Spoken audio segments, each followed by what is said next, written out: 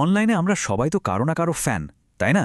কিন্তু যদি সেই বিশ্বাসটাকেই কেউ হাতিয়ার বানিয়ে ফেলে, ভাবুন তো একবার, আপনার প্রিয় ক্রিয়েটরকে বিশ্বাস করার কারণেই যদি আপনার সর্বনাশ হয়। চলুন আজ এমনই এক শিউরে ওঠার মতো ঘটনার গভীরে যাওয়া যাক। ৫,৭০,০০০ টাকা।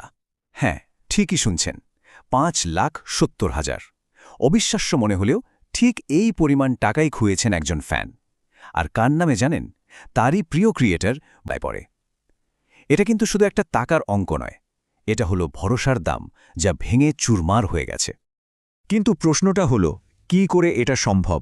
মানে একটা সামান্য ফেসবুক কমেন্ট, আর তার থেকে এত বড় একটা আর্থিক ক্ষতি কিভাবে হলো পুরো ব্যাপারটা? আসুন এই প্রতারণার জটটা এক এক করে খোঁড়া যাক। তো চলুন একদম গোড়া থেকে দেখি ঠিক কি ঘটেছিল। একেবারে প্রথম ধাপ থেকে শেষ পর্যন্ত এই প্রতারণার আদ্যপান্ত জেনে নেওয়া যাক।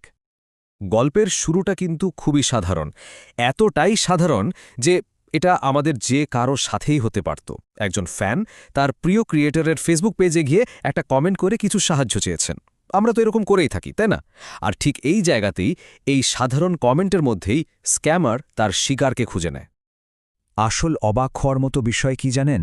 এই স্ক্যামারদের কাজ করার একটা নির্দিষ্ট ছক আছে, একটা প্লেবুক। ওরা খুব ঠান্ডা মাথায় পরিকল্পনা করে, বিশ্বাস অর্জন করে, আর তারপর সেই বিশ্বাসের সুযোগ নেয়। দেখুন, ওদের পদ্ধতিটা শুনতে খুব সহজ মনে হতে পারে, কিন্তু আসলে এটা সাংঘাতিক ধূর্ত একটা চাল। স্টেপ 1, ওরা প্রথমে পাবলিক কমেন্টে এমন কাউকে খোঁজে যার সাহায্য দরকার। স্টেপ 2, একটা ফেক অ্যাকাউন্ট থেকে সেই কমেন্টের রিপ্লাই দেয়, বলে আমরা সাহায্য করতে পারি, পার্সোনালি যোগাযোগ করুন। স্টেপ 3, কথা চলে যায় হোয়াটসঅ্যাপে। আর স্টেপ 4, বিশ্বাস অর্জনের জন্য প্রথমে ছোট্ট একটা পেমেন্ট চায়। আর এখানেই আসে প্রথম রেড ফ্ল্যাগ। দেখুন, আসল ভেরিফাইড অ্যাকাউন্টের পাশে একটা ব্লু টিক থাকে, আমরা সবাই জানি ওটাই তো আসল পরিচয়ের প্রমাণ। কিন্তু স্ক্যামারের ফেক অ্যাকাউন্টে সেই ব্লু টিকটা থাকে না, আর তাড়াহুড়োর মধ্যে এই ছোট্ট ডিটেলটাই কিন্তু চোখ এড়িয়ে যায়। এরপর স্ক্যামার তার আসল টোপটা ফেলে। অফারটা কি ছিল জানেন? মাত্র ২,০০০ টাকার বিনিময়ে সেই ফ্যানের ইউটিউব চ্যানেল মনিটাইজ করে দেবে। ভাবুন একবার, অফারটা কতটা লোভনীয়। সামান্য খরচে বিশাল লাভের আশা, এই ফাঁদেই তো মানুষ সহজে পা দিয়ে ফেলে। কিন্তু ধরুন, যদি টার্গেটের মনে একটু সন্দেহ জাগে, যদি সে প্রমাণ চেয়ে বসে, তখন এখানেই স্ক্যামার তার তুরুপের তাসটা খেলে। এমন একটা চাল যা দিয়ে সব সন্দেহ এক নিমিষে হাওয়া হয়ে যায়। এই চালটাকে বলা যেতে পারে ওদের মাস্টার স্ট্রোক। টেকনোলজির একটা ভয়ঙ্কর চতুর ব্যবহার, যেটা শুধু একটাই উদ্দেশ্যে করা হয়, শিকারের মন থেকে সব দ্বিধা দূর করে দেওয়া। স্ক্যামার তখন কি বলে জানেন? বলে, ঠিক আছে, আমি ভিডিও কল করে প্রমাণ দিচ্ছি যে আমিই আসল। আর এই কথাতেই কেল্লা ফতে।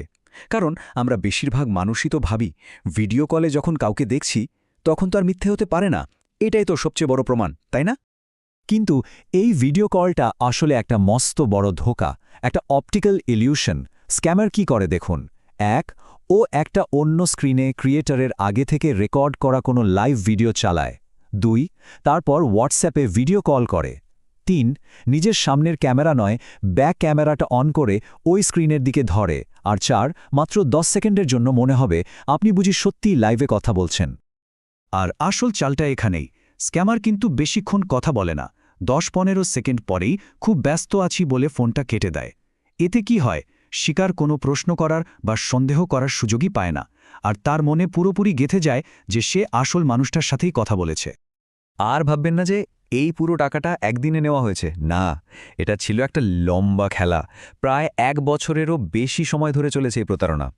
নভেম্বর 2022-এ শুরু। তারপর থেকে বিভিন্ন মিথ্যে ফিয়ের নামে অল্প অল্প করে টাকা নিতে থাকে। আর যখন মোট অঙ্কটা 5,70,000-এ পৌঁছায়, ব্যাস, জানুয়ারি 2024-এ শিকারকে সোজা ব্লক করে দেয়।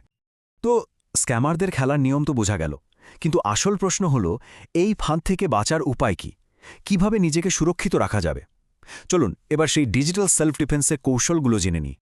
কয়েকটা খুব সহজ কিন্তু ভীষণ জরুরি নিয়ম মাথায় রাখতেই হবে।